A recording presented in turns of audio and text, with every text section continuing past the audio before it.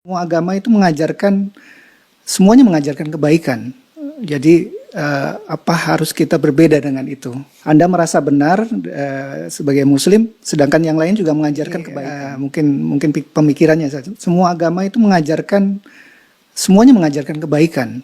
Jadi apa harus kita berbeda dengan itu?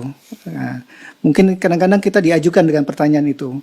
Anda merasa benar sebagai Muslim, sedangkan yang lain juga mengajarkan kebaikan.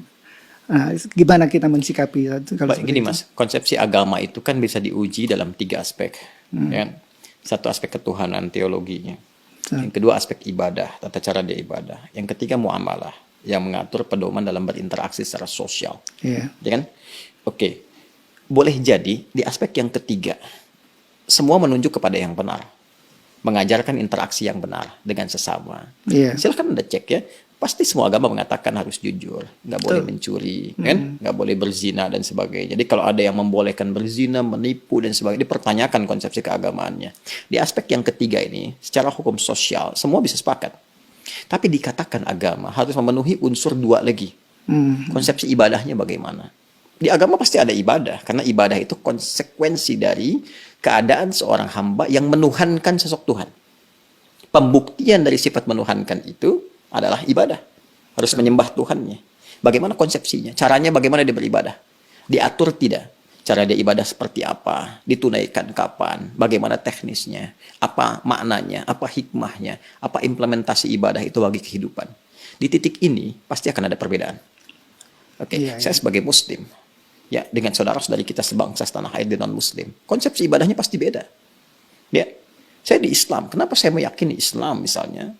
Karena konsepsi ibadah saya, ya, yang saya jalani dalam Islam, itu menurut saya yang paling sesuai, paling lengkap, paling akurat, paling rasional.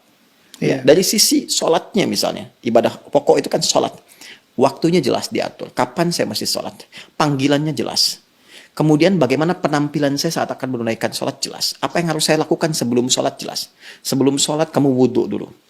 Ada langsung firmannya dari Allah, bukan rekayasa manusia, bukan buatan Nabi Muhammad SAW, kan?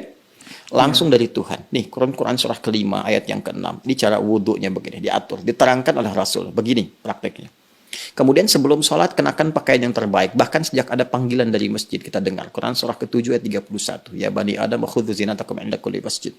Kemudian setelah itu diatur bagaimana cara memulai ibadahnya, dari mulai takbir pembuka sampai dengan salam. Dijelaskan selain cara, maknanya apa, kenapa tangannya begini, kenapa bacaannya ini, artinya apa, hikmahnya apa. Lalu kaitan dengan implementasi kehidupannya bagaimana. Apa dampak sholat kepada kehidupan? Turun banyak ayat.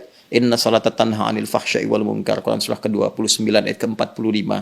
Nanti sholat ada kaitan dengan ketenangan hati, sholat kunci kebahagiaan, kesuksesan, dan dibuktikan oleh jejak sejarah. Orang-orang dulu ketika dia sholatnya benar, terjadi itu semua. Nah, ini yang menjadikan kita yakin sebagai Muslim memeluk Islam. Bagi penganut agama lain, punya konsepsi sendiri. Kita nggak bisa paksakan semua sama di titik ini dalam konsep keberagamaan. Apalagi kalau sudah masuk ke konsep teologis, ketuhanan. Ya kan? Nah, untuk menentukan agama ini, ya benar sebagai agama, kan mesti punya konsep ketuhanan. Nah, Islam pun menawarkan kepada kita secara ilmiah dan objektif untuk menguji bagaimana sih standar untuk menetapkan zat itu sebagai Tuhan, ya kan? Apa ukuran-ukurannya? Maka Islam menyampaikan, misalnya di Quran surah ke-42 Asy-Syura ayat yang ke-11, laisa kamitslihi syai' di ujung ayatnya. Ya, sifat Tuhan itu nggak boleh sama dengan selain Tuhan. Ya, harus beda, 100% harus berbeda. Ya, jadi kalau misalnya manusia ini lemah, maka Tuhan mesti lebih kuat. Nggak boleh sama dengan makhluk. Kan? Kalau manusia berpasangan, Tuhan itu harus esa, harus tunggal misalnya. Demikian banyak hal yang bisa ditampilkan. Nah, konsepsi teologi ketuhanan ini setiap agama itu pasti berbeda. Ya kan? Nah, tinggal kita uji. Kan negara memberikan kepada kita hak penuh, merdeka untuk memilih. Dan dahsyatnya, Al-Quran memberikan kesempatan kepada kita itu secara merdeka. Terbuka untuk memilih. Bahkan dalam aspek teologi, di Quran surah ke-47 Muhammad, ayat yang ke-19. Kata Allah, fa'lam. Anda mesti punya dasar pengetahuan. Annahu untuk menetapkan la ilaha illallah. Untuk menetapkan tiada Tuhan selain Allah. Jadi untuk menetapkan konsep ilahiyat, teologis, ketuhanan, yang meyakinkan kepada kita, oh ini Tuhan saya Allah. Ya kalau ditanya kenapa Anda nggak pilih Tuhan yang lain, kata Allah, Anda jangan sekedar bersyahadat misalnya, mengatakan asyhadu an la ilaha illallah. Itu syarat pertama menjadi muslim, syahadat. Tapi kalau Anda ingin kuat, ya dengan syahadat itu, dengan keyakinan teologi Anda itu, menuhankan Allah. Ini ilmunya loh. Makanya di Islam ada akidah, ilmu tauhid, fiqhul akbar. Nah, jadi boleh jadi semua agama itu punya konsepsi yang sama dalam aspek muamalat, interaksi sosial yang membawa norma-norma kehidupan dalam ragam interaksi sosial. Tapi bisa berbeda dalam konsepsi ibadah dan ketuhanan. Dan aspek ketuhanan yang paling pokok. Ya kan? Iya. Jadi kalau semua sama, berarti kan mesti ada yang spesial yang beda kan? Ya, betul. Nah, itu yang menjadikan Anda, saya, kita melihat yang spesial ini bagi saya. Konsepsi Islam sangat jelas, tidak ambigu. Ya, menentukan ketuhanan jelas. Fa'lam annahu la ilaha illallah. Innani anallahu la ilaha illa ana fa'budni. Ya, saya Allah, kata Allah, nggak ada Tuhan yang dipertuhankan selain saya. Ya, maka sembah saya. Nah, saya mencari, saya membandingkan, melihat dengan keyakinan lain. Oh, saya temukan yang paling jelas. Tidak ambigu, tidak susah dipahami sebagai muslim ya. Ya, dan saat yang bersamaan ketika kita meyakini Allah pun sebagai Tuhan, memeluk Islam, beribadah dalam Islam, saat yang bersamaan tetap diminta oleh Al-Quran, la ikraha fid din, gak boleh paksa orang. Betul. Indah gak? Iya, indah sekali. Lakum dinukum waliyadin. Hormati keyakinan orang lain. Kamu meyakini Islam sebagai agama yang benar, ya, tapi hormati orang lain juga. Ya, jelaskan keislaman Anda itu lewat penampilan Anda, karakter Anda, perilaku Anda, sifat dan sikap Anda. Kalau ditanya, jelaskan, jawab, dan sebagainya. Masya Allah. Indah nggak? Indah, Pak. Ya, jadi di situ titik perbedaannya. Jadi nggak bisa kita katakan semua agama sama, karena konsepsi dasarnya itu berbeda. Iya, iya. Paham sekarang ya? Betul, betul. Nah, kalau paham berarti nggak ditanya lagi. Ya, mungkin kita luruskan, Ustaz. Jadi, Berarti ada yang bengkok. iya.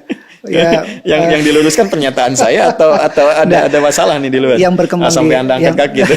yang berkembang di masyarakat, Ustaz. Jadi, Muslim yang semakin berilmu, otomatis makin toleran terhadap masyarakat di sekitarnya. Mungkin bisa dibilang begitu, San.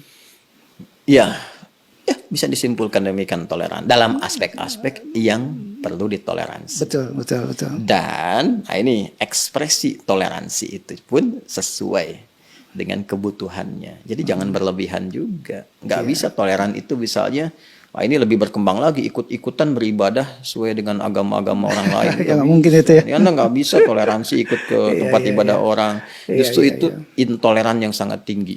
Iya. Paham nggak maksudnya? Paham, Ustaz. Paham. Apa coba? Ulang lagi nanti. Bukan. Intoleran yang sangat tinggi. Kenapa? Iya, Kenapa? Karena saat dia kebebasan. hadir di tempat orang itu, hati dia meyakini bahwa itu salah. Iya, iya. Tapi dia terpaksa hadir di situ untuk mewujudkan konsepsi yang salah. Iya, iya. Saya toleran nih, datang ke tempat ibadah orang lain. Tapi di hati dia mengatakan ini salah nih, ini nggak benar nih. Iya. Nah, itu kan kalau dalam bahasa agama, nifak, munafik, hipokrit gitu kan. Iya. Jadi saya kira itulah.